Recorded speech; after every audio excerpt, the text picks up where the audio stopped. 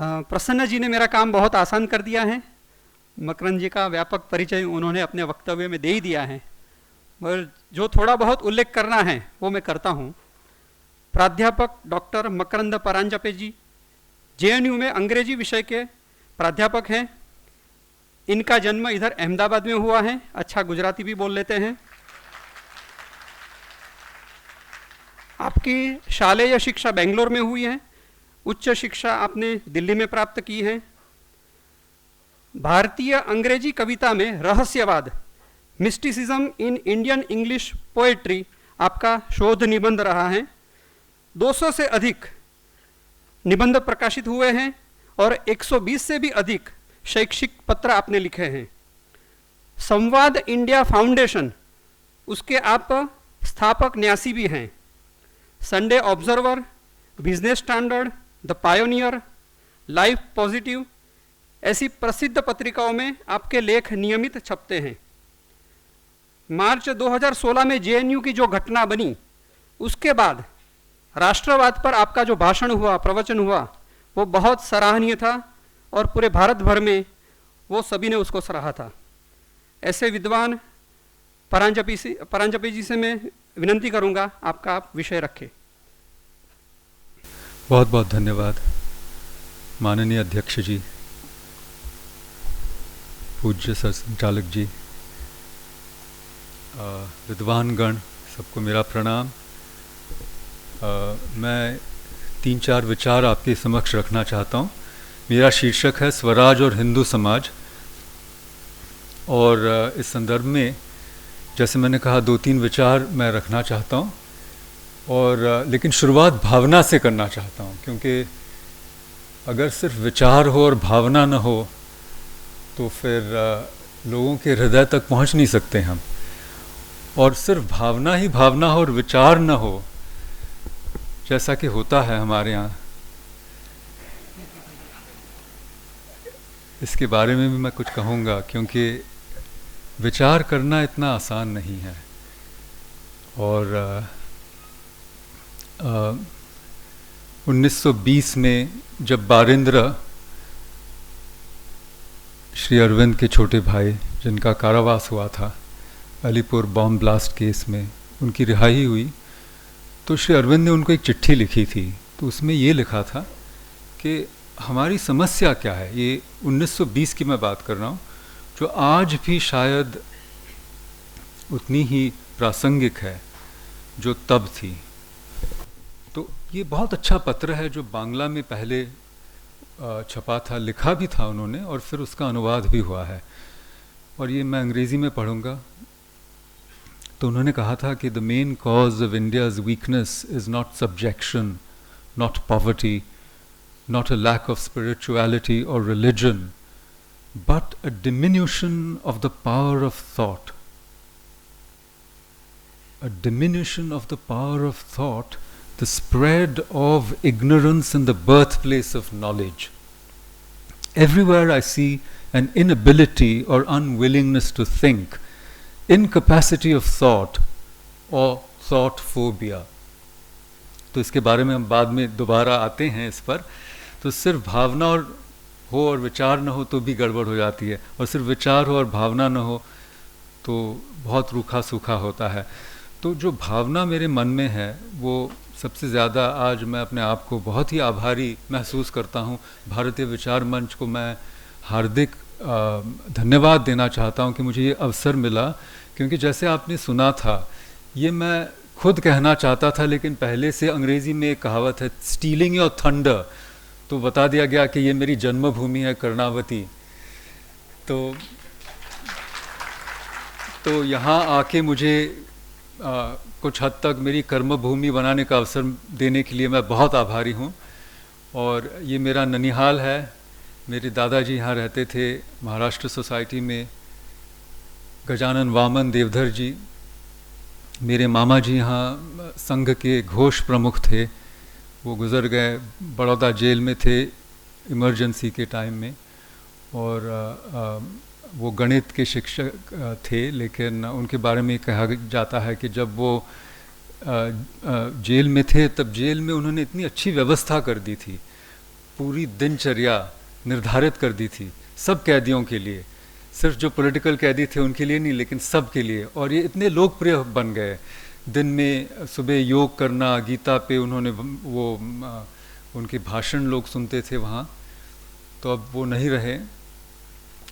और कल ही मुझे एक बहुत दिलचस्प चीज़ किसी ने बता दी, तो मैं वो आपके साथ शेयर करना चाहूँगा कि मेरी मामी जी जो हैं, तो ये एक किताब लिखी गई थी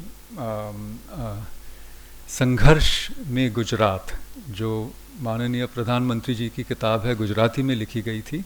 तो उसमें 2 पन्ने मेरी मामी जी के बारे में लिखा है कि उन्होंने कई ट्रंक सामान भर के यहाँ से नागपुर पहुँचा दिया था, गुप्त रूप में। इमरजेंसी की बात कर रहा हूँ मैं, मुझे पता नहीं था, कल मुझे किसी भाई ने बताया। और मैं घर भी गया था कल, और मेरे भाई और उनकी पत्नी जी को आज मैंने यहाँ आमंत्रित किया था, पता नहीं पहुँचे हैं कि नहीं। लेकिन कौस्तुभ जी जो बहुत माहिर ब्रिज खेलते हैं, ब्रिज और शतरंज, और उनकी जो पत्नी जी हैं वो स्वयं सेविका समिति में बहुत उनका योगदान रहा है। तो मैं मेरे माता जी से की वजह से इस परिवार से जुड़ा हूँ, तो मुझे यहाँ आके कुछ कहने का अवसर मिला, इसलिए मैं बहुत धन्यवाद मेरे व्यक्त करना चाहता हूँ भारतीय विचार मंच को। तो ये मेरी भावना थी। और दूसरी एक भावना ये है कि थोड़ा मैं अधीर अपने आप को महसूस कर रहा हूँ आज, क्योंकि मैंने 500 से ज़्यादा वैसे ऐसे संबोधन किए हैं दुनिया भर में, उससे भी ज़्यादा शायद, और 45 से ज़्यादा किताबें भी मैंने लिखी हैं जिसके बारे में कहा नहीं गया था। अच्छी बात है, अपेक्षा बढ़ जाती है ना, और फिर वो हम उसको पूरा नहीं कर पाते। लेकिन बात यह है कि हिंदी में बोलने की आदत नहीं है, और ये अजीब विडंबना है कि हम स्वराज की बात करने जाते हैं लेकिन अपनी भाषा में नहीं बोल पाते। तो आज मैं कुछ प्रयास कर रहा हूँ, मतलब भूल चूक पहले से कहता हूँ, माफ़ कीजिए। और कभी कभी अंग्रेज़ी के शब्द भी आ जाएंगे, उसकी भी माफ़ी चाहता हूँ, क्योंकि ये सिर्फ एक परिभाषा की समस्या नहीं है, ये बहुत गहरी समस्या है। भाषांतरण की जो समस्या है वो मूलतः धर्मांतरण की समस्या है, क्योंकि हर चीज़ का अपना धर्म होता है, और जब वो धर्म का परिवर्तन हो जाता है, दूसरी भाषा लाई जाती है, वो उसको थोपा जाता है। जैसे एक बहुत ही शब्द है, बहुत अच्छा शब्द है, हम उसको अपने संविधान में भी घुसा चुके हैं, वो सेक्युलरिज्म। ये तो पहले नहीं था, वो 76 में उसी इमरजेंसी के दौरान उसमें उसको डाला गया, सोशलिज्म भी डाला गया। लेकिन वो ये शब्द हमारे यहाँ है ही नहीं। बताइए, धर्मनिरपेक्षता, ये तो बहुत गलत अनुवाद है उसका, क्योंकि ये तो धर्म सापेक्ष देश है, हम धर्म से बहुत अपेक्षा रखते हैं, है ना।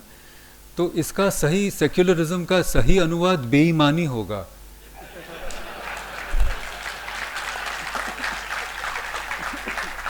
लेकिन ये तो गाली है, ये तो एक अपशब्द है।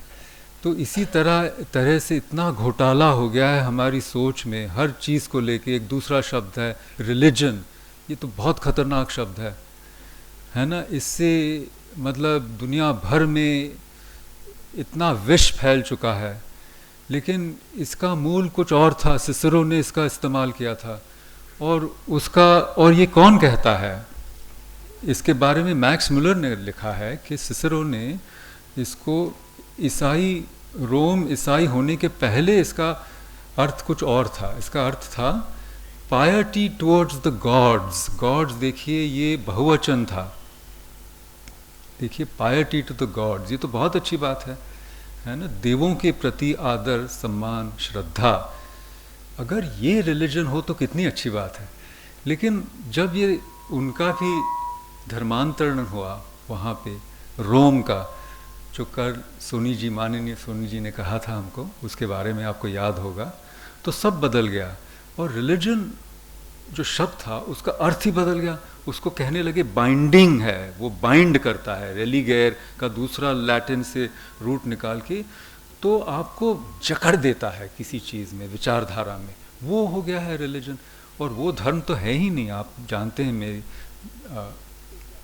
मेरे से अच्छा जानते हैं कि धर्म का वो मतलब ही नहीं है। तो रिलीजन से भी बहुत घोटाला हो गया। तो इसी तरह ये भाषा की जो समस्या है, तो इसलिए मैं कह रहा हूँ बीच बीच में कभी कभी मैं अंग्रेज़ी शब्द भी इस्तेमाल कर सकता हूँ और पारिभाषिक शब्द याद नहीं आते, लेकिन ये एक बाबा गूगल है, पता है ना आपको, ये एक गज़ब की चीज़ है। उपनिवेशिक मानसिकता से निकलने के लिए बाबा गूगल ने ज़्यादा काम किया है। नहीं, सच मैं कह रहा हूँ, हर भाषा, हिंदुस्तानी भाषा को इन्होंने लिपि भी दे दी है इसमें, और अभी गूगल ट्रांसलेट बहुत अच्छी चीज़ है, इसमें बहुत सारे शब्द भी आसानी से उपलब्ध होते हैं। ऐसा नहीं कि पहले नहीं था, लेकिन ये तुरंत हमें उपलब्ध हो जाता है। तो इसकी भी मैं माफ़ी चाहूँगा कि पारिभाषिक शब्द कभी कभी याद नहीं आते, स्मरण नहीं होता उनका, तो कभी कभी अंग्रेज़ी बीच में आ जाती है।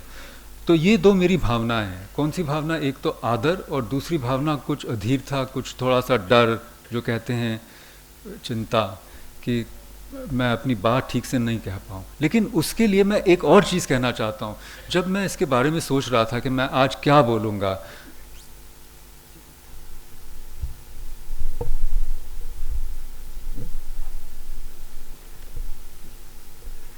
धन्यवाद, सबको ठीक से सुनाई दे रहा है ऐसे मुझे लग रहा है, चेहरों से तो लग रहा है। देखिए, मैं भी टीचर हूँ, इसलिए मैं पहले देखता हूँ बैक बेंचर्स क्या कर रहे हैं।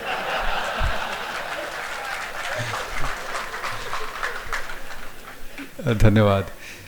तो एक मुझे चिंता ये थी कि जो शब्द है, जो एग्जैक्ट शब्द नहीं आएगा तो क्या होगा। लेकिन फिर मैं इसके बारे में सोचने लगा तो मुझे ये पता चला कि जो एग्जैक्ट शब्द है इसका कोई अनुवाद ही नहीं है हमारे यहाँ। सोच लीजिए, आप बताइए मुझे, स्पष्ट कोई कहता है, निर्धारित अर्थ, ऐसे शब्द है, लेकिन एग्जैक्ट का एग्जैक्ट आप मुझे अनुवाद बताइए, कोई भी बताइए। सटीक, लेकिन ये एग्जैक्ट नहीं है, कुछ है ना। जस का तस, ये भी देखो कितना 3-4 शब्द बता दिया आपने। सॉरी, वस्तुतः ये भी, लेकिन ये एग्जैक्ट, देखिए इसका एक बहुत, ये इसका बहुत गहरा कारण है, और उसके बाद मैं अपनी बात ठीक से कहूँगा। इसका गहरा कारण ये है कि ये एग्जैक्टिट्यूड या एग्जैक्टनेस की जो ऑब्सेशन है, ये मॉडर्न वेस्टर्न है, ये मॉडर्न वेस्टर्न साइंटिफिक ऑब्सेशन है। मैं सच बताता हूँ, हर चीज़, और ये गणित की तरफ ले जाता है एग्जैक्ट। हमारे यहाँ एग्जैक्ट नहीं है, सम्यक है। हम सम्यक, उचित, योग्य, सोच भी योग्य होनी चाहिए। हमारा चिंतन सम्यक दृष्टि की तरफ जाता है, जो योग्य चीज़ है हम वहाँ जाते। एग्जैक्ट कोई चीज़ ही नहीं। आप बहुत इसमें गहराई में जाएंगे तो विश्व में एग्जैक्ट कोई चीज़ ही नहीं है, सब अप्रॉक्सीमेट ही होता है, और संदर्भ से ही अर्थ पैदा होता है हमारे यहाँ। तो वहाँ वो एग्जैक्ट की खोज में जाते जाते बहुत भटक गए हैं। तो ये सब सच मैं कह रहा हूँ, आप सोचिए इसके बारे में। सच ये हमारे बहुत गहरी चीज़ें हैं, और इसीलिए मैं कुछ कहना ये चाह रहा था आज कि मेरा ये मौखिक चिंतन होगा, और सचमुच मुझे डरने की भी ज़रूरत नहीं है, क्योंकि अगर मेरे वैचारिक जीवन की एक परिभाषा अगर कोई देना चाहे और या उसका सारांश देना चाहे तो वो वही है कि स्वराज मीमांसा ही मेरी जीवन मतलब मेरे जीवन चिंतन का मूल वही रहा है कि स्वराज मीमांसा। और ये मीमांसा शब्द बहुत अच्छा है, क्योंकि मीमांसा का एक शब्द सिर्फ मतलब एक अर्थ सिर्फ विश्लेषण नहीं है, वो एक प्रतिबिंब होता है, रिफ्लेक्शन है। तो रिफ्लेक्शन यानी जब हम बात कर रहे हैं किसी विषय पे, तो हम अपनी सोचने की शैली पे भी विमर्श करें, विचार करें। तो वो जो सेल्फ रिफ्लेक्सिविटी की जो बात आती है बहुत ज़रूरी है कि ये दो तरफा होता है, क्योंकि जो रिफ्लेक्शन होता है वो तो हम आईने में देखते हैं, शीशे में, और शीशा जो है वो एक स्थूल चीज़ है, लेकिन जो असली रिफ्लेक्शन चेतना में होती है वो स्थूल नहीं है, वो तो प्रवाह है, इसलिए एग्जैक्ट नहीं होता। ये मैं कहने की कोशिश कर रहा हूँ, ये अध्यात्म की तरफ ले जाता है।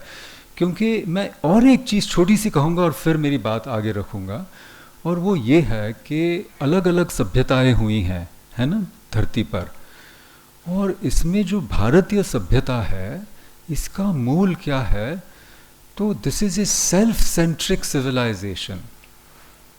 सेल्फ सेंट्रिक यानी आत्म केंद्रित। सेल्फ यानी वो स्वार्थ वाला सेल्फ नहीं कह रहा हूँ, सेल्फ सेंट्रिक। अच्छा, दूसरी सभ्यताएं हैं, एक गॉड सेंट्रिक होती है, थियोसेंट्रिक। जो इब्राहिमिक है ना वो थियोसेंट्रिक है। फिर जियोसेंट्रिक होती है, जियोसेंट्रिक यानी भूगोल, भौतिक, जैसे चाइना है, जियोसेंट्रिक है, वो मिडिल किंगडम कहते हैं और हर चीज़ में प्रामाणिकता ढूंढते हैं, हर विचार में, धर्म में भी। और फिर वो है जो एंथ्रोपोसेंट्रिक है, मनुष्य केंद्रित सभ्यता, पूरा विचार मनुष्य केंद्रित है ना। और इस तरह से हम देख सकते हैं कि सभ्यताएं कैसे बनी। लेकिन जो भारतीय सभ्यता है वो स्वकेंद्रित है। लेकिन वो स्व क्या है वही समझने की हमारी पहले से हमारा वही प्रयास रहा है, वो आत्म केंद्रित। तो हमें, जैसे हम बाहर की तरफ जाते हैं तो हमें अंदर की तरफ भी जाना चाहिए, ये बात मैं कहने की कोशिश कर रहा हूँ, है ना। तो मीमांसा, ये स्वराज मीमांसा, वो भी स्वराज, ये स्वराज भी एक स्वराज है, आप समझ रहे हैं, एक राज है, वो एक रहस्य है। तो ये मीमांसा है, ये एक चिंतन है, ये मौखिक चिंतन की तरह से आप इसको देख सकते हैं। और जो त्रुटियां हैं उसकी मैं क्षमा पहले से मांगता हूँ, लेकिन सवाल जवाब में कुछ शायद बाहर आ पाएगा। तो अब मैं दो तीन विचार, जैसे मैंने कहा 2-3 भावनाएं थी, वो तो मैंने बता दी आपको। अब मैं 2-3 विचार आपके समक्ष रखना चाहता हूँ। वो विचार क्या है? पहला विचार तो मैंने उसका जिक्र थोड़ा सा कर दिया था, चिन्ह उसके आपको दे दिए। ये भाषांतरण की जो समस्या है, तो मैं यहाँ आ रहा था तो किसी ने कहा कि भाई तुम जा रहे हो, किस चीज़ पे बोलोगे? मैंने कहा औपनिवेशिक मानसिकता से मुक्ति। उन्होंने क्या क्या क्या क्या क्या क्या ये औपनिवेशिकता, ये उपनिवेश, ये क्या है? आम तौर पे किसी को पता ही नहीं है, ये शब्द ही गलत है। तो क्यों हम इस शब्द का इस्तेमाल कर रहे हैं? क्योंकि कोई हमारे यहाँ इसका अनुवाद लायक शब्द ही नहीं है, क्योंकि हमने जाके किसी पर उपनिवेश किया ही नहीं। सचमुच ये क्या है हमें पता ही नहीं है। अच्छा, जब आप साम्राज्यवाद कहेंगे तो कुछ झलक आती है लोगों में कि हाँ हाँ ये तो हम समझते हैं कि ये इंपीरियलिज्म, साम्राज्य। उपनिवेश, कोई कहता है हाँ बिल्डर जो होता है ना, बिल्डर कॉलोनी बनाता है, उपनिवेश होता है।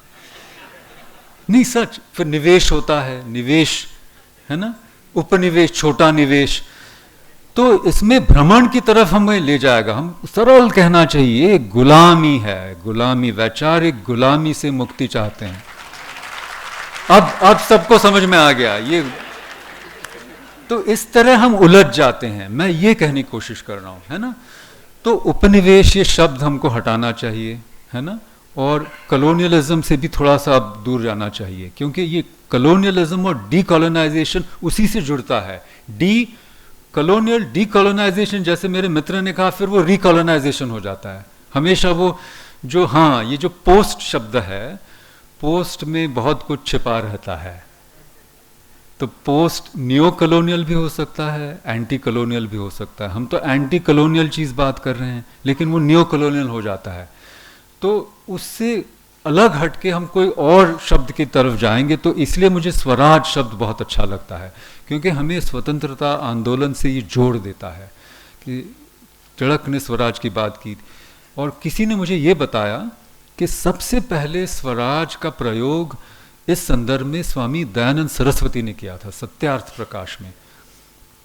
तो वहाँ से वो दादा भाई नौरोजी ने लिया। गांधी जी ने हिंद स्वराज लिखी किताब, बहुत अच्छी किताब है, 1909 की किताब है, चाहे हम उससे सहमत हो न हो। मैं आज कुछ गांधी जी की भी बात करना चाहता हूँ, यहाँ गुजरात में न करें तो क्या फ़ायदा। नरेंद्र मोदी की भी बात होती है तो गांधी जी की तो ज़रूर करूँगा मैं बात गुजरात में। तो हिंद स्वराज उन्होंने लिखा। श्री अरविंद ने पूर्ण स्वराज की बात सूरत कांग्रेस में छेड़ी थी 1906 में, जब गरम दल और नरम दल में कांग्रेस का विभाजन हुआ था। तो श्री अरविंद पीछे बैठे थे और उन्होंने सारा षड्यंत्र उन्होंने रचाया था कि स्वराज की बात आगे हो। इंदु प्रकाश में वो लिखने लगे, स्वराज की बात उन्होंने करी। फिर वंदे मातरम में भी स्वराज की बात उन्होंने करी। पूर्ण स्वराज की बात सबसे पहले शायद श्री अरविंद ने करी है। तो स्वराज ये शब्द बहुत अच्छा शब्द है, लेकिन ये स्वराज सिर्फ एक महज राजनैतिक शब्द नहीं है, ये एक उपनिषदिक शब्द है। तो ये स्वराज वही स्वराज कर सकता है जो स्वराट हो, और स्वराट वही हो जो अन्य राट नहीं है, है ना, जो अन्य मनस्क नहीं है। तो ये जो इनर गवर्नमेंटैलिटी की बात होती है कि सारे इंद्रियों पर जिसका काबू है वही स्वराट हो सकता है। तो स्वराज यानी सेल्फ रिस्ट्रेंट, कितनी संयम है स्वराज। तो दूसरों पर अपना मत न थोपना भी स्वराज है, और किसी और को उनका मत अपने ऊपर न थोपने देना वो भी स्वराज है। तो साम्राज्यवाद का विरोध करना भी स्वराज है, और साम्राज्यवाद दूसरों पर न करना, दूसरों पर अपना साम्राज्य नहीं स्थापित करना, वो भी स्वराज है। तो ये भारतीयता का मेरे हिसाब से लक्षण है। तो ये कहा जाता है, अंग्रेजी में एक किताब है उसमें कहते हैं कि regimes of power create three kinds of subjects. One is the good subject, जो compliant हो, है ना, बहुत ही, है ना, obedient, कि जैसे ब्रिटिशों ने सरकार चलाई तो हम सब उनके कोलैबोरेटर बन गए, जो मध्यम वर्गीय थे, बुर्जुआ क्लास जो थी, है ना, जज, पुलिस अफसर, इंटेलिजेंस उनका बहुत ज़बरदस्त था। हमारा इंटेलिजेंस उतना अच्छा नहीं है जितना उनका था, क्योंकि वो तो पुलिस स्टेट चला रहे थे। तो हम कोलैबोरेटर्स बन गए। तो ये गुड सब्जेक्ट हो जाता है, जो ओबीडियंट होता है ना, जो बहुत ही हर चीज़ आप कहेंगे वो मान जाते हैं। फिर एक बैड सब्जेक्ट होता है, वो बैड सब्जेक्ट यानी जैसे सावरकर थे, है ना, वो बात नहीं मानते आपकी, फिर वो आप उनको अंडमान भेजेंगे तो भी कोई कविता लिखेंगे, कोई तो भी कुछ करेंगे। तो जो ब्रिटिश थे, जो सारे जो बैड सब्जेक्ट्स थे, उनको उन्होंने या तो फांसी पे लटका दिया या कहीं और भेज दिया। जैसे टिळक को वहाँ बर्मा भेज दिया, सावरकर को वहाँ भेज दिया, अंडमान भेज दिया। श्री अरविंद को भी निकलना पड़ा चंद्रनगर के द्वार से, वो पौंडीचेरी चले गए, और कई साल उनके पीछे सीआईडी लगी थी, वहाँ भी पौंडीचेरी में भी देख रहे थे क्या कर रहे हैं, सचमुच योग कर रहे हैं या और कुछ कर रहे हैं। तो ये बैड सब्जेक्ट हो जाता है, और अल्टीमेटली बैड सब्जेक्ट को ख़त्म किया जाता है। यही जो पाश्चात्य जो सभ्यता है, इसमें यही उनको न्यूट्रलाइज करें, कोऑप्ट करें। तो मेरे मित्र कहते थे ये सारे हमारे जो पोस्ट कॉलोनियलिस्ट हैं वो सारे कोऑप्टेड इंटेलेक्चुअल्स हैं, सबको वहाँ नौकरियाँ मिल गई हैं, अमेरिका में बड़े आराम से रहते हैं। तो मेरे सब दोस्त हैं, इसलिए मैं कहता हूँ उनके बारे में। तो जब इनकी बात चलती है तो मैंने कहा इनमें से जेल कौन गया था कॉलोनियलिज्म का ये विरोध करने? कोई जेल नहीं गया। वहीं सब हार्वर्ड, येल, सब जगह सबाल्टर्न बन के टेन्योर, सबाल्टर्न स्टडीज़ जो चलाया सबको टेन्योर मिल गया आईवी लीग में, हर एक। मैं तो नाम गिनवा सकता हूँ, लेकिन अभी वो अभद्र होगा इसलिए मैं नहीं करूँगा। तो ये एक कोऑप्टेशन का तरीका है कि आप कुछ एक चलाइए, इसको सैंक्शनड डिसेंट कहते हैं, है ना, कि जो डिसेंट वो हो, मतलब विरोध हो लेकिन उसको एक सीमा में रखा जाता है, उसका उपयोग किया जाता है। जो डोमिनेंट है उसकी वृद्धि होती है इससे, इसके जरिए, है ना। तो लेकिन स्वराज यानी you have to be a non subject of regimes of power, not a compliant subject, not a bad subject. Bad subject यानी अभी देखिए एंटी सिस्टेमिक चल रहा है, जिहादिज्म एंटी सिस्टेमिक है। तो एक तो सिस्टम चल रही है, दूसरी प्रतिकूल उसके एंटी सिस्टम चल रही है, लेकिन स्वराज ये तीसरा मार्ग है। इसलिए मैं स्वराज की बात कहना चाहता हूँ। तो पहला विचार तो ये है कि ये उपनिवेशिकता का जो संदर्भ है, ये जो इसकी शब्द प्रणाली है, इससे हम अलग हट के हमारे लिए, इस सभ्यता के लिए, भारतीयता के लिए कौन सा शब्द है जो मार्मिक है, जो प्रासंगिक है, उस शब्द पे हमारी मीमांसा या विचार होना चाहिए, ऐसे मेरा निवेदन है। तो ये तो पहली बात है, पहला मेरा विचार ये है। और अब मैं दूसरे विचार की तरफ जा रहा हूँ। स्वराज के बारे में और भी बहुत कुछ कहने लायक है, लेकिन अभी मैं तुरंत नहीं कहूँगा, शायद उसके बारे में मैं दोबारा आऊँगा वापस वहाँ। और दूसरा प्रश्न है या बिंदु है, दूसरी बिंदु है हिंदू समाज। ये जो हिंदू शब्द है, ये इस पे बहुत निंदा हुई है, ये एक दूसरा अपशब्द हो गया है।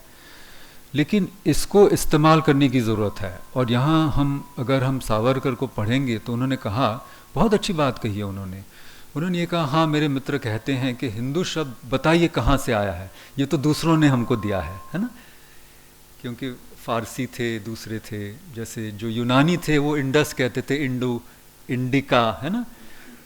लेकिन मूल चीज सावरकर ने बता दी है कि हिंदू नहीं है, लेकिन सिंधु शब्द है। ऋग्वेद में सिंधु शब्द आता है, अनेक बार आता है, और वो सिंधु से सप्त सिंधु भी आता है। और ये सप्त सिंधु क्या है, ये बहुत ज़रूरी है, ये समझना बहुत ज़रूरी है ना। तो हिंदू शब्द बिल्कुल सही शब्द है। हम सनातन भी कह सकते हैं, लेकिन सनातन धर्म कोई कहता है आर्य समाज अलग है, सनातन धर्म अलग, इस तरह से वो कन्फ्यूजन हो जाता है। अब हम इंडियन क्यों नहीं कहते, भारतीय कहना चाहिए, मैं मानता हूँ। ये भारत शब्द भी बहुत पुराना है, तो हम कहते हैं हम भारतीय हैं। तो इसके बारे में एक तो थियोरी ये है कि जो भरत राजा थे, है ना, दुष्यंत और शकुंतला के जो पुत्र थे, है ना, वो भरत राजा थे, तो उसके बाद भारतीय हम लोग कहलाने गए। लेकिन भरत ये शब्द ऋग्वेद में है। भरत होतर होता है, जो अग्नि को, मतलब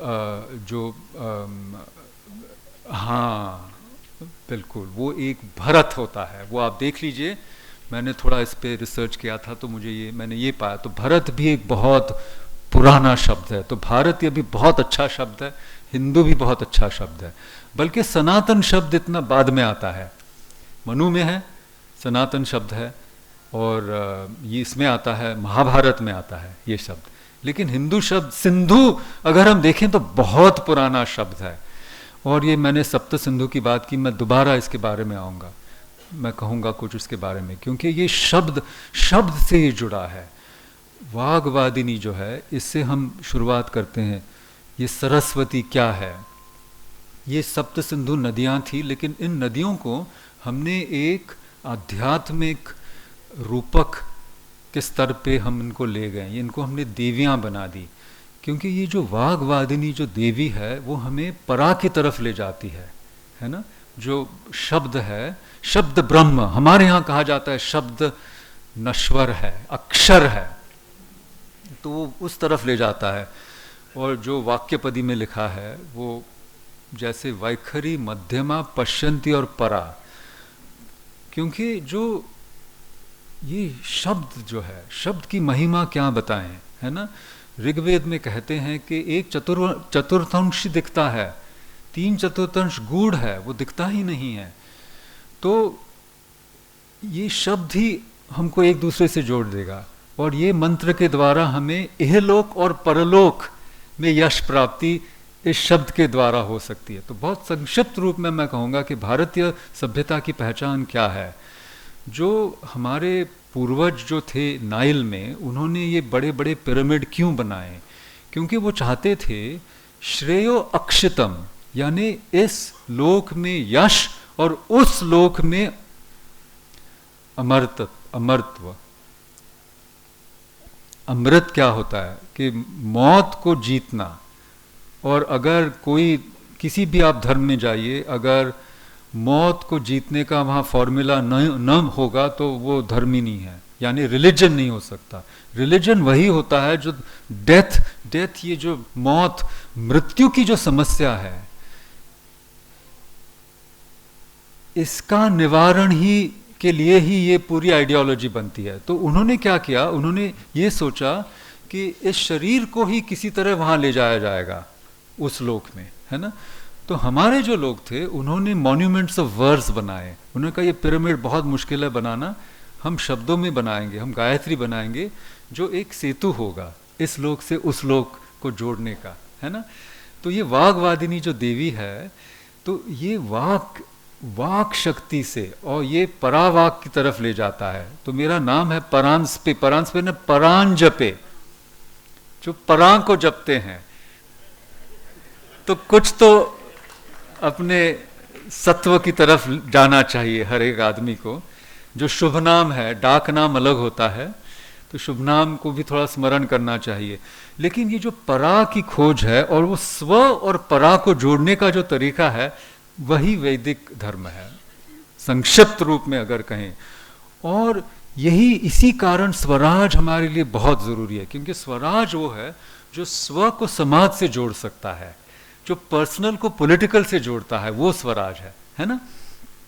तो इसलिए हमको स्वराज पे चिंतन करना चाहिए मेरे हिसाब से, या कोई दूसरा शब्द, ये कॉलोनियलिज्म, डीकॉलोनाइजेशन, इससे हट के अपने विचारों पे ज़्यादा सोचना चाहिए, जैसे सोनी जी ने भी कल हमें कहा था, मैं उससे पूरी तरह सहमत हूँ।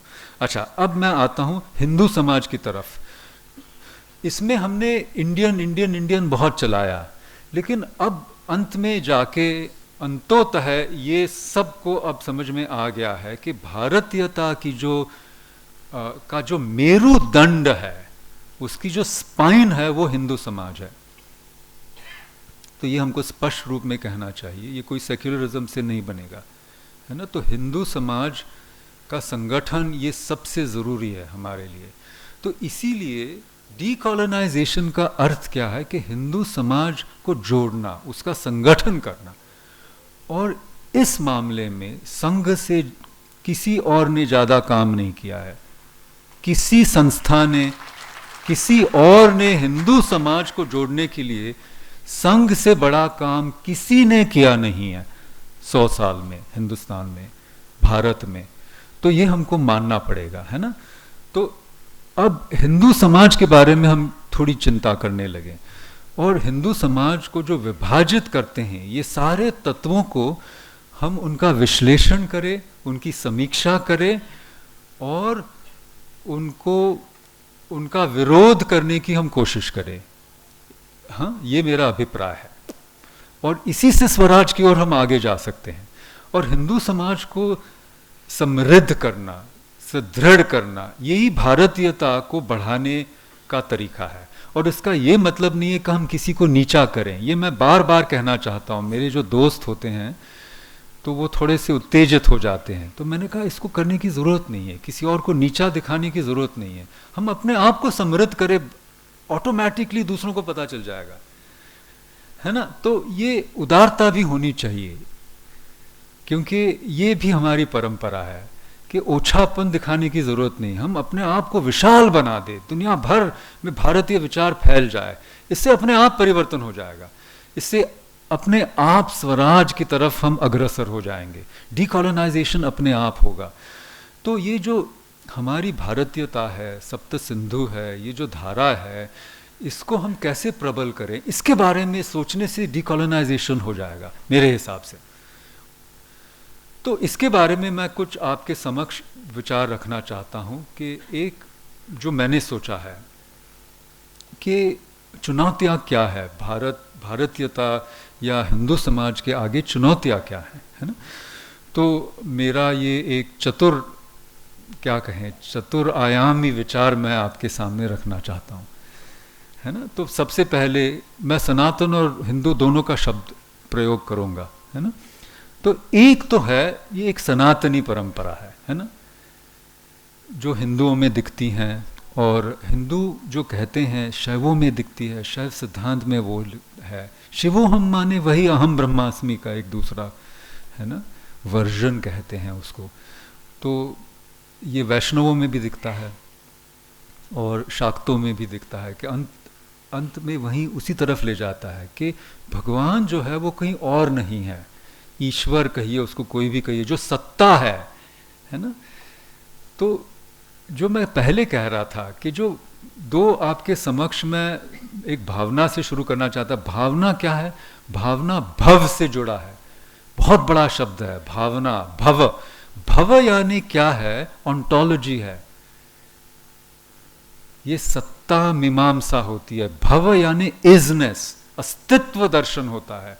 हमारा अस्तित्व क्या है, अहम ब्रह्मास्मि का मतलब ये नहीं है नहीं है कि मैं मतलब ईश्वर की तरह मेरे पास ताकत है, लेकिन ईश्वर और अहम में जो रिश्ता है, मतलब मैं उससे अलग नहीं हूँ, इस तरह का जो विचार है वो सनातनी, जो कोई सनातनी हो, जो कोई हिंदू हो, उसमें वो विचार मिलेगा आपको, ऐसे मुझे लगता है। जो मैंने थोड़ा बहुत समझा है ये मैंने पाया है। चाहे वो कोई भी संप्रदाय हो, अंत में वो वहीं जाता है कि वो वही तत्व खोजता है जो मुझे वो परम सत्य तक ले भी जाए और जोड़ भी दे और उसकी अनुभूति करवाए। सिर्फ कहने से नहीं होता है। और जब अनुभूति होती है वो तब भी होती है, इसको समाधि अवस्था कहते हैं, जब मैं होता ही नहीं हूं। जब मैं नहीं हूं वही वो है, उसी को वही अल्फना कहते हैं। अल्फना माने जब, लेकिन वहां वो दूसरी तरीके से ले लिया है उन्होंने कि वो खुद मर जाना, जाने जिहाद भी एक फना ही है, जाके मर जाओ। ये क्यों कहते हैं? क्योंकि इस लोक में कुछ नहीं मिलने वाला, सिर्फ हिंदू कहता है इस लोक में भी मिलेगा।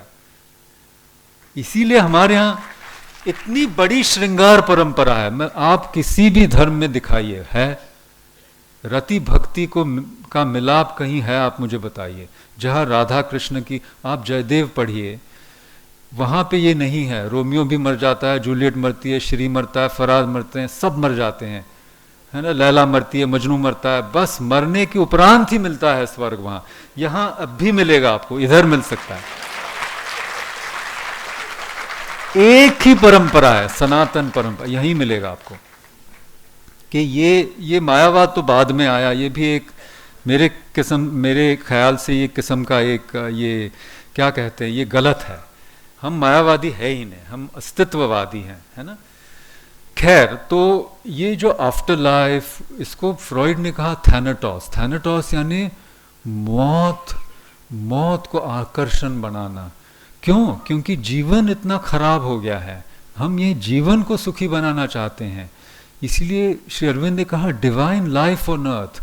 उनकी कविता सावित्री में अंत में जो मृत्यु की जब पराजय हो जाती है, और वो उस माने में पराजय नहीं होती। क्यों?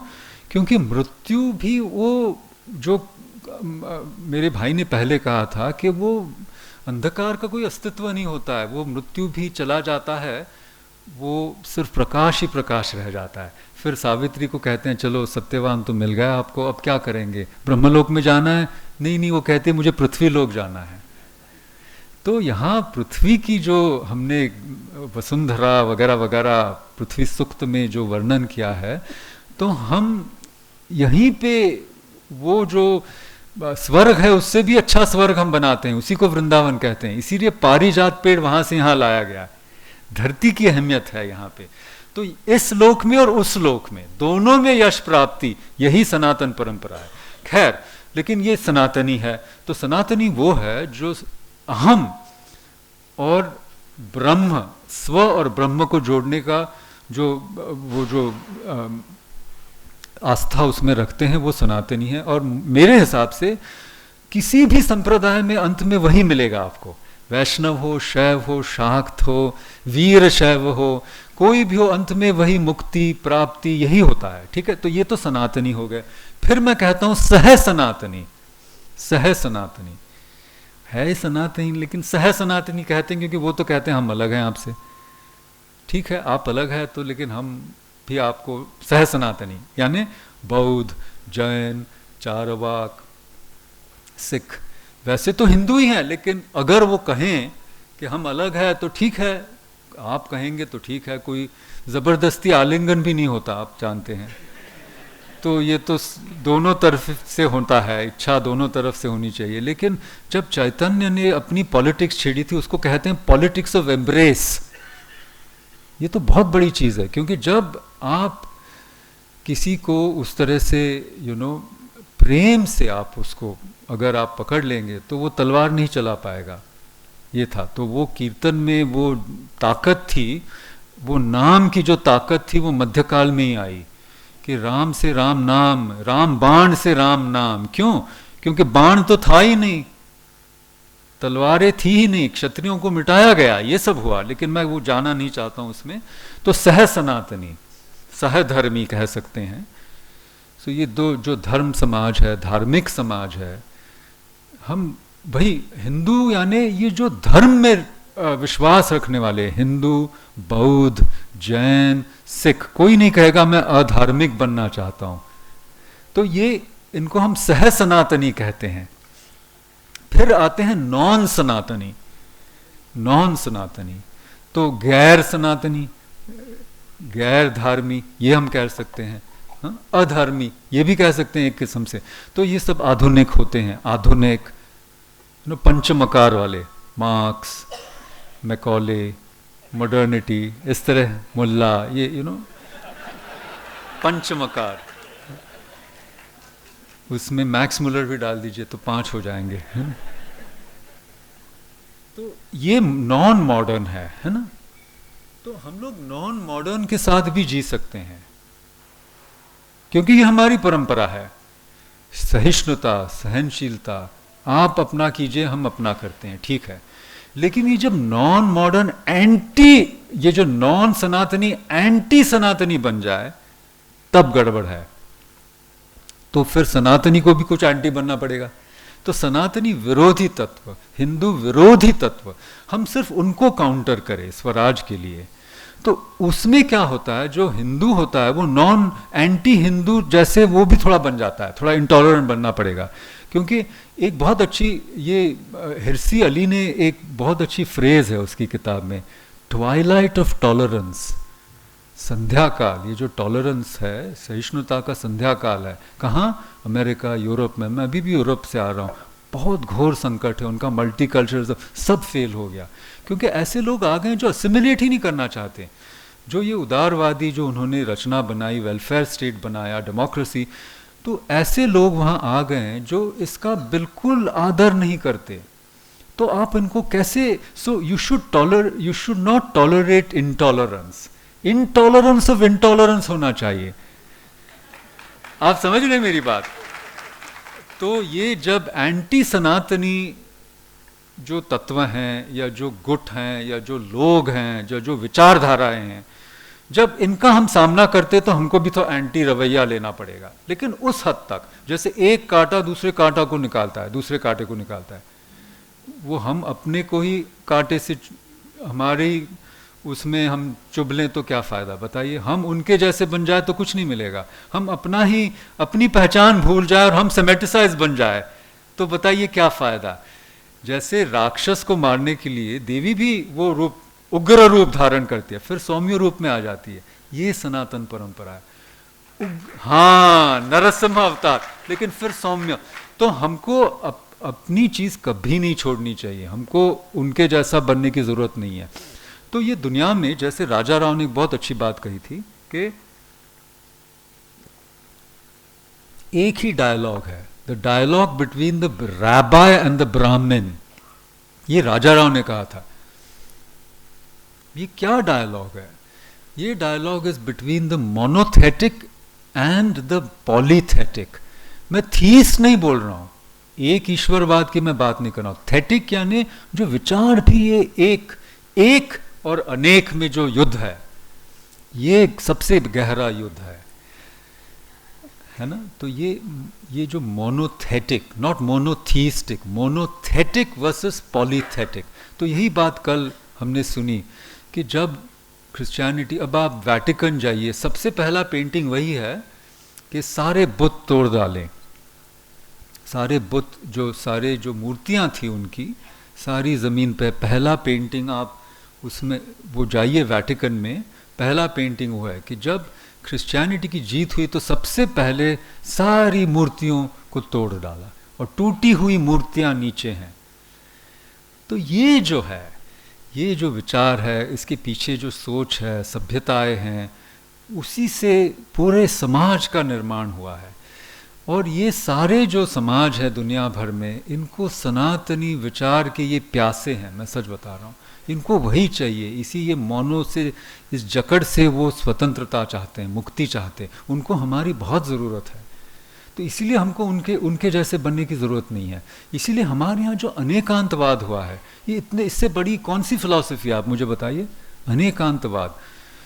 तो ये जो एक की जो बात होती है हमेशा, एक धर्म, एक भगवान, एक ग्रंथ, एक प्रॉफिट या पैगंबर, इसी से बहुत दिक्कतें पैदा हुई हैं दुनिया में।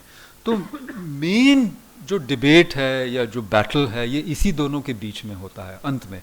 लेकिन जो एक वाला होता है, ये एक वो एक नहीं है, एकमेव अद्वितीयम, वो एक अलग है, क्योंकि वो अद्वितीय है। आप समझ रहे हैं? तो मॉनिज्म एंड नॉन डुअलिज्म में बहुत फर्क है, तो उसमें भी भाषांतरण का गड़बड़ हो गया है। मॉनिस्ट नहीं है हम, नॉन डुअलिस्ट हैं। हम डुअलिटी देखते हैं, हर जगह देखते हैं, भिन्नता हर जगह दिखती है, लेकिन हम कहते हैं ये भिन्नता के पीछे हम एकता देख पाते हैं। इसी को हम कहते हैं विजडम, या इसी को ज्ञान कहते हैं। तत्व ज्ञान क्या है? यह कोई नहीं कहेगा कि सब समान है, सब समान नहीं है, हम सब अलग अलग दिखता है ना। तो नॉन डुअलिज्म अलग है, मॉनिज्म अलग है। तो इसीलिए मैंने ये फोर फोल्ड फ्रेमवर्क, ढांचा मैंने ये आपके सामने प्रस्तुत करने की कोशिश की। उसी के लिए वहां तक सीमित उग्र रूप धारण करना भी आवश्यक है, लेकिन अपनी पहचान कभी नहीं भूलना चाहिए। ठीक है, तो ये मेरे मोटे मोटे विचार थे स्वराज और हिंदू समाज के बारे में। तो हमको बहुत ज़रूरी है कि डीकोलोनाइजेशन या उपनिवेशिकता की मानसिकता वगैरह वगैरह इन शब्दों से जाके थोड़े से अलग होके अपने तो जो बिंदु हैं, केंद्र बिंदु इस समाज के, इस परंपरा के, उस पे ज़्यादा चिंतन हो, उस पे ज़्यादा विमर्श हो, उस पे ज़्यादा मीमांसा हो। और इसी तरह के जो हम धर्म निरपेक्षता, वो ये देखिए कितना गलत शब्द प्रयोग है, क्योंकि ये तो धर्म सापेक्ष देश है ना। हम धर्म से बहुत अपेक्षा रखते हैं, तो अधार्मिक भी हम नहीं हैं। तो ये सेक्युलरिज्म से बहुत गड़बड़ हो गई सोच में। इससे भी परे जाके हिंदू समाज क्या है, इसके तत्व क्या है, इस पर चिंतन किया जाए, और इसी से भारतीयता सुदृढ़ बनेगी, हिंदू समाज भी समृद्ध बनेगा, और इसी से हमारा जो डीकोलोनाइजेशन की हम बात कर रहे हैं उसी से होगा वो, है ना। तो ये मोटे मोटे विचार है। अब मैं अंत में वही सप्त सिंधु की बात कहूँगा। ये जो सप्त सिंधुएँ जो देवियाँ थी, ये मातृकाएँ भी हैं। तो हम लोगों ने क्या किया यहाँ पे कि जो बाहर चीज़ें थी, जैसे जहाँ से हमें नरिशमेंट मिलती है, जहाँ से हमें पालन पोषण मिलता है, वो हमारी नदियाँ थी, है ना।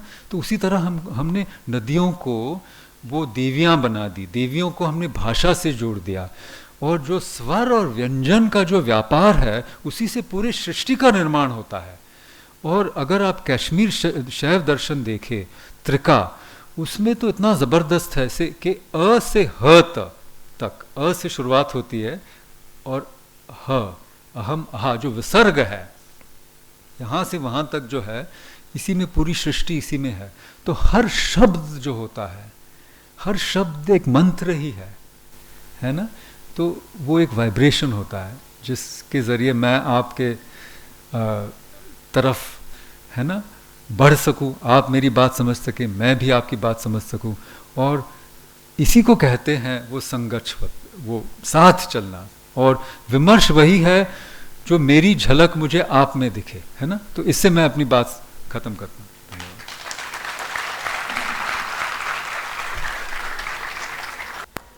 अभी प्रश्नोत्तर का समय है। पहला सवाल मेरा आपसे है कि आपने कहा मुझे भारतीय भाषा बोलने में तकलीफ होती है, तो बिल्कुल खुले दिल से ये सवाल है, क्योंकि इसका जो जवाब होगा वो यहाँ के कई लोग उसका जवाब का फॉलो करेंगे। तो आपकी जो आगे वाली पीढ़ी है उसको ये तकलीफ ना हो, इसके लिए आपने क्या व्यवस्था की है, ये पहला सवाल है। दूसरा सवाल देशपांडे जी आपसे है कि इनको भारतीय भाषा न बोलने की वजह से तकलीफ होती है। उस तरफ बॉलीवुड में, मैं रिपीट करता हूँ, हिंदी फिल्म इंडस्ट्री में ऐसे लोग हैं कि जिनको अच्छी तरह से हिंदी बोलना आता है, फिर भी वो स्क्रिप्ट इंग्लिश में मांगते हैं। फिल्म फेयर अवार्ड या बड़े अवार्ड फंक्शन के अंदर हिंदी भाषा के अंदर मिले हुए अवार्ड का अभिवादन वो इंग्लिश में करते हैं। तो इसके बारे में आपका क्या कहना है? सर, मैंने आपके प्रश्न का पहले उत्तर दे दिया था कि भाषांतरण से धर्मांतरण हो जाता है ना। तो ये बहुत गहरी समस्या है, लेकिन मुझे तकलीफ नहीं होती है, लेकिन मुझे इसके लिए एक अलग किस्म का प्रयास करना पड़ रहा है कि मतलब हिंदी में मैं बोलने की कोशिश करूं, और ये मेरी हमेशा अभिलाषा रही है। हम क्या कर रहे हैं इसके बारे में, मैं तो अंग्रेजी का प्राध्यापक हूँ, आप गलत आदमी को प्रश्न कर रहे हैं। लेकिन समस्या बहुत विकट है। मैं कहना ये चाह रहा हूँ कि अंग्रेजी भी किसी को नहीं आती, नहीं, किसी को नहीं आती, ये मतलब इसमें एक विरोधाभास है, क्योंकि पिछले सेंसस में, पिछले 1991 के सेंसस के मुताबिक 11% भारतीय लोग अपने आप को अंग्रेजी जानकार मानते हैं। ये 11% 125 करोड़ से आप करेंगे तो 120 मिलियन यानी 11-12 करोड़ से ज़्यादा है। मतलब अमेरिका के बाद हम सबसे बड़ा अंग्रेज़ी का देश बन चुके हैं। लेकिन इनमें से कितने लोग अंग्रेज़ी सचमुच जानते हैं? मैं पढ़ाता हूँ इसलिए मैं कहता हूँ शिक्षकों को भी नहीं आती अंग्रेज़ी ठीक से। नहीं तो हम एक जाहिल समाज बन रहे हैं। मैंने शुरुआत में यही कहा कि थॉट फोबिया, हम लोग क्या करते हैं, जब हम पश्चिम का दर्शन भी पढ़ते हैं हम उसको ओछा कर देते हैं। ये इतना सरल नहीं है। मेरे मित्र ने बहुत सारी बातें कही, मैं उनको कट नहीं करना चाहता हूँ, अच्छा नहीं होगा, लेकिन ये एक अजीब और गरीब किस्म की रिडक्टिव थिंकिंग है। ये डिकंस्ट्रक्शन कल्चरल स्टडीज़ को इतने आसान तरीके से आप नहीं कर सकते और इसको एक कंस्पिरेसी भी नहीं बना सकते, क्योंकि एक्चुअली कल्चरल स्टडीज़ उनके खिलाफ भी यूज़ किया जाता है। उनको भी हम उसी तरह से, उन्होंने हमको जो विश्लेषण या आलोचना के जो तरीके दिए हैं उनके खिलाफ भी किया जा सकता है। मैं करता हूँ हमेशा मार्क्सवादियों को उसी तरह से। मैं तो कहने का मतलब है किसी भी चीज़ को अच्छी तरह समझना आसान नहीं है। और हमारे यहाँ शिक्षा में, उच्च शिक्षा में एक बहुत बड़ा क्राइसिस है कि किसी को कुछ आता नहीं है। नहीं, मैं सच कह रहा हूँ। अब आप मेरी बात को बुरा मत समझिए, और मैं ये नहीं कहना चाहता हूँ मुझे सब आता है, नहीं, लेकिन मुझे कुछ कुछ चीज़ें ज़रूर आती है, मैं ये कहता हूँ। इन्होंने, हाँ, और उसका कारण भी मैं बताता हूँ जो आपने नहीं समझाया। उन्होंने कहा उच्च शिक्षा मैंने दिल्ली में प्राप्त की। नहीं, मैंने बीए दिल्ली में किया, फिर मैं विदेश गया, मेरे मास्टर्स और पीएचडी मैंने इलिनॉय में। और मैं उनको नहीं कहना चाहता, मैं इसलिए प्लीज़ डोंट मिसअंडरस्टैंड मी, वहाँ इतना बर्फ़ था, 4 महीने कुछ करने को नहीं था, और बहुत छोटा शहर था, यूनिवर्सिटी के अलावा कुछ नहीं था, लेकिन लाइब्रेरी बहुत अच्छी थी। तो मैंने जो भारत के बारे में मैंने जाना, मैंने वहाँ पढ़ा है। मैं सच कह रहा हूँ। किसी ने मुझे गुरुजी मिल गए, गिरधारी लाल टिक्कू जी, वो कंपैरेटिव स्टडीज़ में थे। अंग्रेज़ी में जो सब पोस्ट कॉलोनियल थे, मैं जिस चीज़ में मेरी रुचि थी कोई नहीं मिला, लेकिन वहाँ पे जो सिखाया जाता है वो हमारे से ज़्यादा अच्छी तरह से सिखाते हैं। तो हमारे उच्च शिक्षा में बहुत बड़ी समस्या है, इसके बारे में हमको सोचना चाहिए। और मिनिस्टर साहब से भी हम मिले थे तो सारा टाइम आईआईटी आईआईएम्स के बारे में बात कर रहे थे। तो हमने कहा सर आपने हमारे बारे में नहीं सोचा, ह्यूमैनिटीज सोशल साइंस में बहुत परिवर्तन लाने की ज़रूरत है। क्योंकि प्रसन्न जी बहुत सही कह रहे हैं, वहाँ इतना गंद है, इतना कचरा फैला है। नहीं, क्यों? क्योंकि पॉलिटिकल करेक्टनेस ही होता है। और क्षमा कीजिए, हर्बर्ट मार्क्यूजे का शब्द ही नहीं है, वो क्रेमलिन से आता है। खैर, तो मार्क्यूजे का वो शब्द नहीं है पॉलिटिकल करेक्टनेस। तो बात यह है कि ठीक से सिखाया नहीं जा रहा है, क्योंकि पाठ्यक्रम में यही चीज़ें सिखाई जाती है। जैसे मैं अंग्रेज़ी में हूँ, टेक्स्ट कोई पढ़ता नहीं है, पहले से कोई पॉलिटिकल विचार ला के बाद में टेक्स्ट पढ़ाया जाता है। तो ये बहुत बड़ी समस्या है। तो मैं आपके प्रश्न की तरफ फिर से जाऊंगा। सिर्फ अंग्रेज़ी आती है नहीं आती है वो नहीं है, अपनी भाषाएं भी नहीं आती, गहरा चिंतन करना नहीं आता है। और यही श्री अरविंद ने कहा था, थॉट फोबिया। Thank you. वैसे भाई साहब का प्रश्न द्विवेदी जी के लिए, उन्होंने फिल्म जगत के बारे में प्रश्न पूछा है। आपका प्रश्न था कि अवार्ड सेरेमनीज में वगैरह सेलिब्रिटीज हिंदी जब बोलते हैं तो अंग्रेजी में वो लिखावट होती है और उसको हिंदी शब्दों का उच्चार अंग्रेजी में वो पढ़ते हैं। आपको इस पे क्या लगता है? जरूर अच्छा नहीं लगता है। लेकिन भाषा की शुद्धता के विषय में मैं स्वयं के बारे में बोलना चाहूँगा। मेरा प्रयास है, मैं प्रयत्न कर रहा हूँ, सीख रहा हूँ, और सीखते रहना अच्छी बात है। भाषा की शुद्धता ये एक कभी भी समाप्त न होने वाली प्रक्रिया है, ऐसा भी मैं मानता हूँ। सीख और शिक्षा से ही जुड़े हुए ये प्रश्न है प्राइमरी एजुकेशन से जुड़े हुए ये प्रश्न है, बस यही इसका उत्तर हो सकता है। आपका प्रश्न था आपको इस पे क्या लगता है, जरूर अच्छा नहीं लगता है, और अच्छा लगे ऐसा परिवर्तन होना जरूरी है। हेलो, मैं डॉक्टर सुषमा पटेल हूँ, भरूच गुजरात से आई हूँ। मकरंद जी, मैं ये बात कहना चाहूँगी कि मेरी इस बात में भावना भी है और विचार भी है। देश पांडे जी ने कई भटके हुए छात्रों के बारे में कहा। मैं आपको अभी ऐसे 2 युवा धन जो भटके हुए हैं उनकी बात करने जाऊंगी। मैं खाली 1 मिनट लूंगी, ज़्यादा समय नहीं लूंगी। मैं उत्तर प्रदेश के भटकल गांव के 2 युवाओं जिन्होंने ISIS ने भटका के आतंकवादी बनाया, उन 2 युवाओं के बारे में बताऊंगी। उसमें से एक लड़का है हुड्डा, जो लीडिंग नेफ्रोलॉजिस्ट है उत्तर प्रदेश का, जिसके अपॉइंटमेंट लेते में 1 महीना लगता है। ऐसा लड़का जिसका नाम हुड्डा है। दूसरा एक लड़का है जो उत्तर प्रदेश के भटकल गांव के समृद्ध परिवार का व्यवसाय से इंजीनियर लड़का है, जिसका नाम यासिल भटकल है।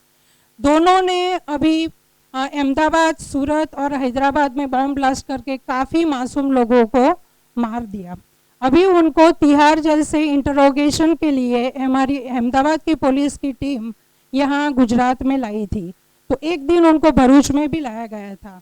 उनका कहना था कि जो ब्राह्मीण है हिंदुओं में, उनको हम ISIS जो है वो हिंदुओं का ज्यूज मानते हैं, और हमारा ये कहना है कि अगर हम ब्राह्मीण को ख़त्म करेंगे तो ही हम हिंदुओं पे राज कर सकते हैं। मेरा कहने का ये मतलब है कि ISIS जैसी संस्था जो है हमारे युवा धन को सोशल मीडिया के तरह के माध्यम से उनको भटका के हमारे ही हिंदुस्तान में हमारे हिंदुओं के पे राज करने का जो सपना देखते हैं, हमें ऐसे युवा धनों को सही रास्ते पे लाने की ज़रूरत है। दूसरी चीज़, हम आत्मा साक्षात्कार के बारे में जो बात करते हैं, इस मामले में मैं कहना चाहूँगी कि मैं भारतीय विचार मंच की खूब आभारी हूँ और हम सभी पार्टिसिपेंट की ओर से उनको अभिनंदन करती हूँ, हमको वैचारिक गुलामी में से मुक्ति दिलाने के लिए। दूसरी चीज़ मैं ये कहना चाहूँगी कि अगर हम सब मिल के प्रण करते हैं नए भारत के निर्माण का, तो मुझे लगता है हमारे भारत के विकास पुरुष के इस सपने को हम पूरा कर सकते हैं, नए भारत का निर्माण करके, और उसके बाद भारत को विश्व गुरु बनाने से विश्व कभी उसको रोक नहीं सकता। हम पक्का भारत को विश्व गुरु बना सकते हैं। Thank you. मैं कुछ कहूँ इसके बारे में?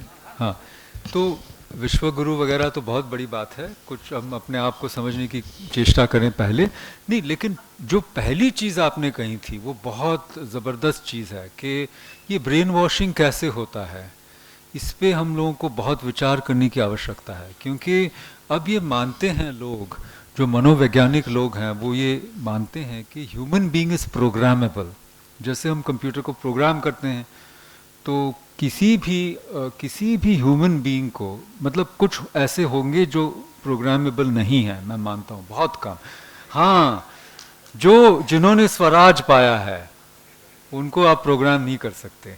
जैसे सोक्रेटिस थे, तो उनको कहा, सुकरात कहते हैं ना, तो उन्होंने कहा चलो आप तो बहुत गलत काम करते हैं, बाजार में जाके आप सवाल पूछते हैं सबसे, किसका अर्थ क्या है, ये क्यों है, वो क्यों है, तो आपको हम हेमलॉक, उसी ब्लास्फेमी कहते थे उस समय उनको भी, तो उसी के तहत उनको कहा कि आपको मृत्यु दंड दिया जाता है। तो उन्होंने कहा मृत्यु क्या है ये मुझे पता नहीं है, ये एक अननोन चीज़ है, लेकिन नोन ईविल से मृत्यु स्वीकार है। नोन ईविल मतलब हाँ, प्रश्न करना ही आपने बंद कर दिया, मुझे उससे रोक दिया, तो मैं हेमलॉक पी जाऊंगा। तो उनकी एक अपॉलोजी है जो प्लेटो ने, ये पढ़ने लायक है। तो मैं ये कह रहा हूँ कि human beings are programmable by and large. तो इसका वो काउंटर प्रोग्रामिंग के बारे में हमको सोचना चाहिए। तो आज सुबह कुछ बात चली, तो मैंने ये पाया है, मैं JNU में पढ़ाता हूँ 16 साल से, 17 साल हो गए एज फुल प्रोफेसर, मैं प्राध्यापक के रूप में ही आया हूँ JNU में, है ना। नो प्रमोशन जो कहते हैं, CAS पता नहीं क्या क्या कहते हैं, करियर एडवांसमेंट स्कीम, एक पहले कहते थे मेरिट प्रमोशन, तो मैंने कहा मेरे में कोई मेरिट ही नहीं है, तो मैंने तो सारे ओपन पोजीशन, खैर। लेकिन उससे पहले मैं IIT में भी था, उससे पहले रोहित वेमुला वाली यूनिवर्सिटी ऑफ हैदराबाद में मैं पढ़ा चुका हूँ। तो मैं एक बहुत ही एक चीज़ कहना चाहता हूँ, JNU में मैंने कभी हिजाब वालों को देखा नहीं है, कभी नहीं, लेकिन अब है, और हिजाब वाली भी हैं और शॉर्ट्स वाली भी हैं, ये भी नहीं दिखती थी 5 साल पहले। तो कुछ हो रहा है, ये क्या हो रहा है? तो मेरे हिसाब से हमारे मुसलमान भाइयों में आइडेंटिटी असर्शन हो रहा है कि हम दारुल हर्ब में रह रहे हैं। तो हर एक जो थोड़े से लिबरलों को छोड़ के दूसरे सब आइडेंटिटी, अपनी जो पहचान है उसको ठोस तरीके से दिखाना चाह रहे हैं सबको। ये क्यों हो रहा है? तो इसके पीछे कोई प्रोग्रामिंग होगी, ये सोचना बहुत ज़रूरी है। तो मस्जिदों में कहीं ना कहीं ये सीख दी गई है मेरे हिसाब से, तो इसके बारे में हमको देखना चाहिए कि क्या हो रहा है भारत में, क्योंकि ये पहला स्टेप है रेडिकलाइजेशन का। रेडिकलाइजेशन की एक इकोसिस्टम होती है। तो ये जो मॉडरेट है ना, मॉडरेट और एक्सट्रीमिस्ट में एक सपोर्ट, म्यूचुअल सपोर्ट सिस्टम होती है जो इंग्लैंड में हुई है, अभी तक हमारे यहाँ हुई नहीं है। मैं मतलब भारतीय इस्लाम या इवन सबकॉन्टिनेंटल इस्लाम, पाकिस्तान में भी इतनी रेडिकलाइजेशन नहीं हुई, बांग्लादेश में भी नहीं हुई। कुछ भारत में वो सनातन जो तत्व है वो रेडिकलाइज होने नहीं देते, कुछ बहुत कम लोग होते हैं, नहीं तो यहाँ की पॉपुलेशन 300 मिलियन है।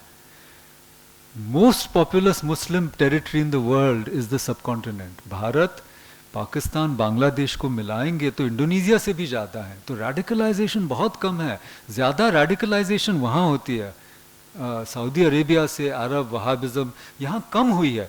लेकिन इसकी प्रोग्रामिंग है और इसको समझना बहुत ज़रूरी है, और उसकी काउंटर प्रोग्रामिंग।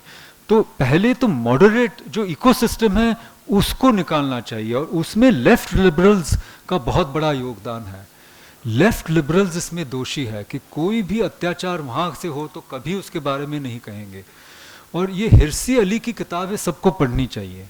हिरसी अली को आप पढ़िए तो उन्होंने ये जो नेक्सस जो है ये किस तरह होता है, और अब ये म्यूटिलेशन वगैरह वगैरह जो जो चीज़ें हो रही है उसके बारे में, और you know her life is under threat, आपको पता होगा।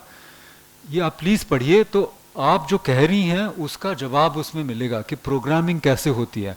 और जहाँ तक ये धर्मनिरपेक्षता की बात है, सिंगापुर मॉडल बहुत अच्छा है, क्योंकि हर धर्म संस्था की मॉनिटरिंग होती है, पंजीकरण होता है।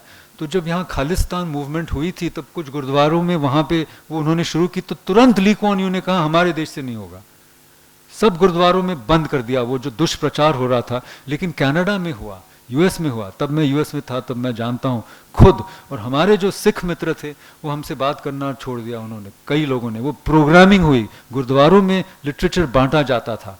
तो मैं ये कह रहा हूँ कि जो धर्म संस्थाओं में क्या लोग क्या कहते हैं ये किसी को मॉनिटर करना चाहिए, क्योंकि वो रेडिकलाइजेशन और प्रोग्रामिंग वहीं से शुरू होती है।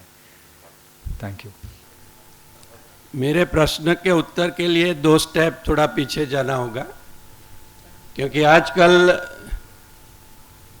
JNU काफ़ी चर्चा में है और उसके बारे में सभी लोगों की जिज्ञासा बहुत बढ़ चुकी है।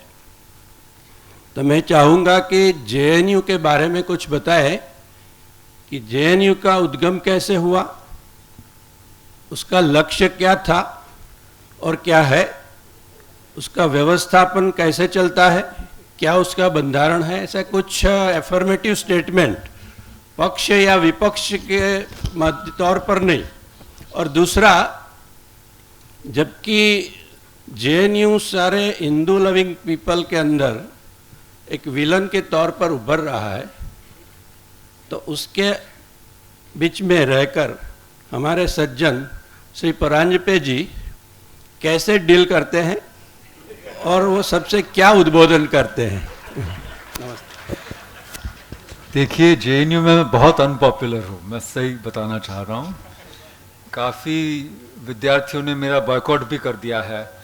मैंने कहा अच्छा है ना, क्योंकि ज़्यादा समय मिलेगा पढ़ने लिखने के लिए।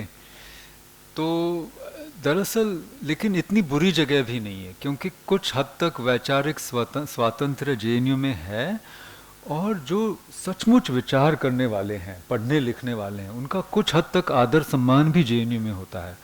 कहीं आप और जाइए वो नहीं होता। तो मुझे लोग कह रहे थे आपको बिल्डिंग में नहीं जाने दिया, मैंने कहा नहीं जाने दिया, लेकिन मैं गया। कहीं और होता तो एक दो लगा भी देते। मुझे वो डर नहीं था कि मेरे छात्रों के सामने मैं खड़ा हो गया, मुझे ये नहीं लगा कि कोई मेरे साथ हाथापाई करेगा। तो ये जो आत्मविश्वास मुझे कैसे मिला, क्योंकि मैं वहीं रहता हूँ, तो मुझे इतना बुरा भी नहीं लगता जेएनयू में सचमुच, जितना लोग समझते हैं। और जेएनयू को भी हम अति विलन के रूप में न देखें, वो अति खलनायक नहीं है, वहाँ अच्छी चीज़ें भी हैं, अच्छे लोग भी हैं।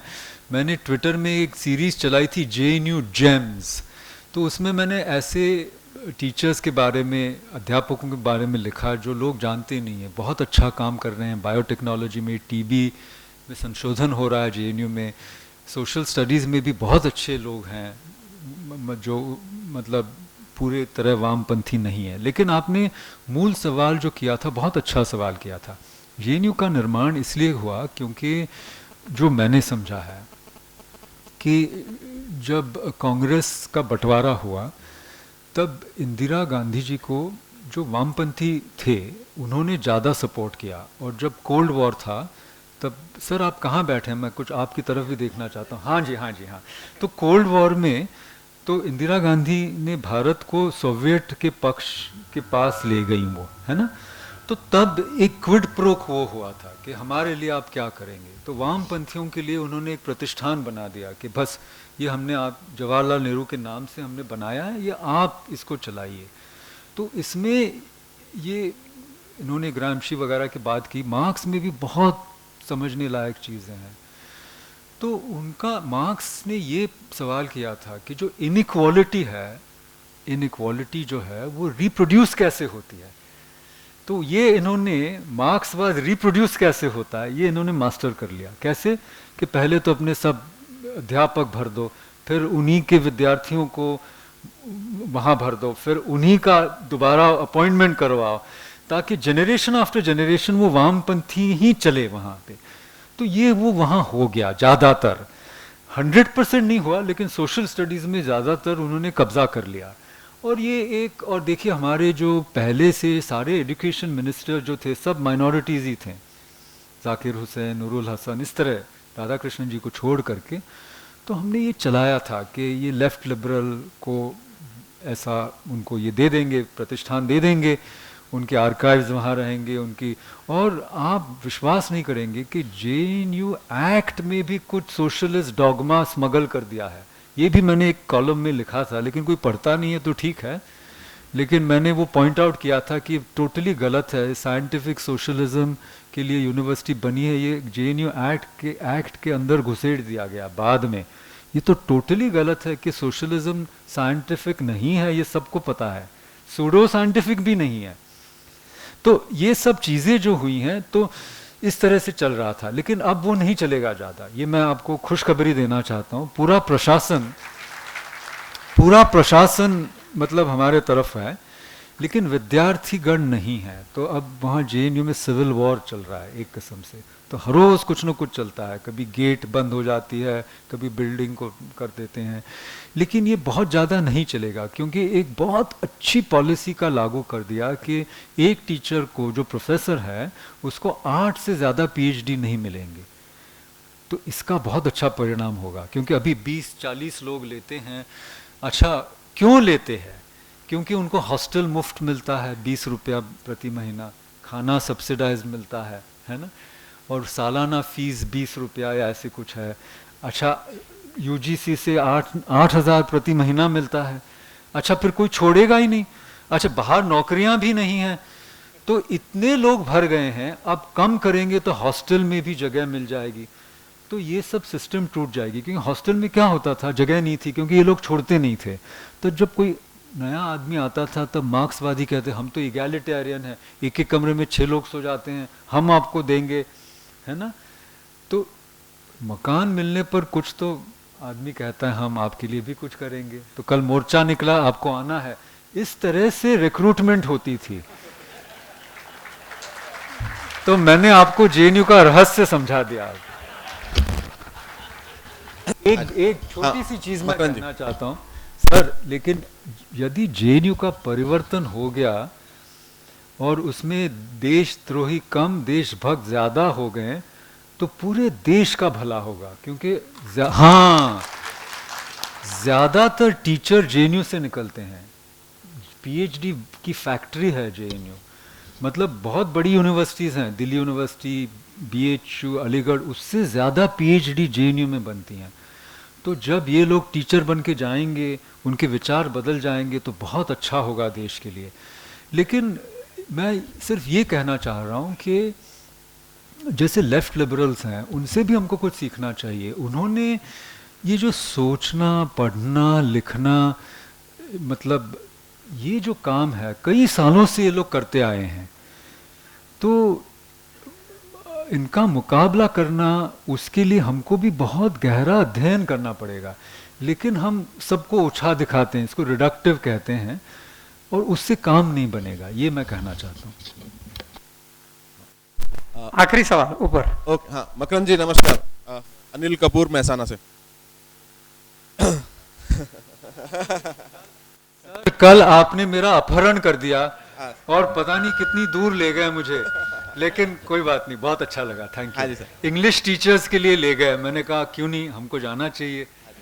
थैंक यू सर, मेरा प्रश्न भी यही था। वैसे आपको अंग्रेजी में बहुत धारा प्रवाह हमने हमेशा सुना, लेकिन आज पूरा धारा प्रवाह हिंदी आपने बहुत अच्छा बोला, उसके लिए खूब खूब अभिनंदन। सर, ये जो आपने बात की डीकोलोनाइजेशन की, और अगर डीकोलोनाइजेशन होगा तो रिकोलोनाइजेशन होगा ही, जो आपने कहा, तो क्यों ना हम इसका हिंदी अनुवाद और उस हिंदी अनुवाद से एक अंग्रेजी में वैकल्पिक शब्द हम लाने की कोशिश करें, जिससे इस शब्द के जो मायने निकलते हैं वो मायने ही ना रहें, और स्वराज से निकले हुए जो शब्दों के मायने हैं वो नए मायने अंग्रेजी के अंदर भी भाषांतर के द्वारा आए। क्योंकि आप कह रहे हैं कि जब भाषांतर के साथ में ही धर्म परिवर्तन, भाषा का परिवर्तन, धर्म परिवर्तन होता है, तो क्यों ना अपने ही धर्म की जो भाषा है, जो शब्द है, उसको उस कोश में डाला जाए, ताकि हमारा भी भला हो और उन लोगों का भी उस वैचारिक दृष्टि से भला हो। बहुत अच्छा सवाल है अनिल जी, बहुत अच्छा सवाल है। तो अंग्रेजी में एक बहुत अच्छी बात है ना, वो बहुत उदार भाषा है। हाँ, हर एक से वो लेने की कोशिश करती है, उसको कोई झिझक नहीं है, मिश्रण से उसको कोई आपत्ति नहीं है। इसीलिए जो फ्रांसीसी भाषा है, वहाँ शुद्धता की ओर जाने की वजह से वो हार गए। तो लिंग्वा फ्रैंका आज अंग्रेजी है। विडंबना देखिए उसमें, व्यंग आप समझ सकते हैं। तो लिंग्वा फ्रैंका यानी जो यूनिवर्सल लैंग्वेज, वो अंग्रेजी क्यों बनी? छोटी सी भाषा थी, इतनी बड़ी भाषा क्यों बनी? क्योंकि हर जगह से आणो भद्रा वो अंग्रेजी में है, तो अनुवाद करने की आवश्यकता नहीं है। मैंने अपनी सारी किताबों में स्वराज को वैसे के वैसा ही यूज़ किया है, इस्तेमाल किया है शब्द को। तो उसी तरह धर्म और स्वराज और आत्मा, ऐसे बहुत सारे मीमांसा, ऐसे बहुत सारे शब्द हैं जो अंग्रेजी में है ही नहीं। और एक मैं कहना चाहूँगा कि अंग्रेजी वाले काम बहुत अच्छा करते हैं, और कुछ उसमें हमारे भारतीय हैं। एक श्रीनिवास अरवामुदम श्रीनिवास अरवामुदम की किताब है कॉल्ड गुरु इंग्लिश, वो आप पढ़िए। कल मैं आपके यहाँ कह रहा था, एक आंटी टंग नाम की किताब है कि अंग्रेजी मदर टंग तो नहीं है, अदर टंग भी नहीं है, अंग्रेजी अदर टंग नाम की एक किताब है ब्रज काचरू जी की, जो मेरे गुरु जी थे। सौतेली माँ भी नहीं है हमारे लिए अंग्रेजी, वो आंटी है। तो हमको चाहिए कि अंग्रेजी आंटी का भी कुछ आदर करें। हमारे यहाँ मतलब बुआ के लिए जगह है, मासी के लिए जगह है, मामी के लिए जगह है, तो आंटी के लिए भी तो जगह होनी चाहिए। हाँ, आंटी जी का बहुत उपयोग है, तो अंग्रेजी का बहुत उपयोग है।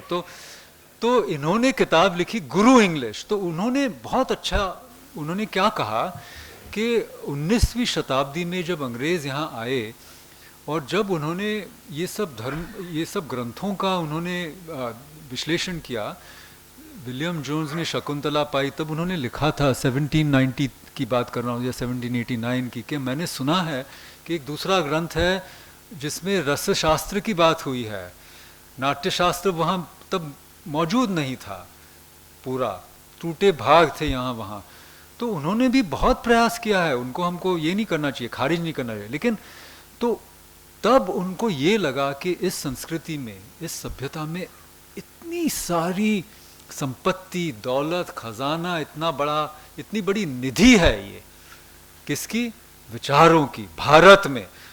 और हमारे अंग्रेजी में कोई अनुवाद करने के लायक नहीं है शब्द, तो उन्होंने एक पैरेलल भाषा बनाई जिसको गुरु इंग्लिश इन्होंने संज्ञा दी, कुछ व्यंग से। तो मैं व्यंग छोड़ देंगे, लेकिन 100 या 150 साल से एक नए अंग्रेजी का आविष्कार किया गया है, रजिस्टर कहते हैं उसको, शब्दावली का। उसका एक मूल कारण ये था कि भारत के जो विचार है वो अंग्रेजी में आ सके। तो इसमें सिर्फ मैक्स मुलर नहीं, अनेक लोगों ने इसमें काम किया है, भारतीय भी बहुत थे, श्री अरविंद थे, बहुत से लोग थे। तो इसकी वजह से अब अंग्रेजी में भी एक लौचिकता, एक शक्ति निर्माण हुई है जो हमारे अनुभव के बारे में भी कुछ कह सके।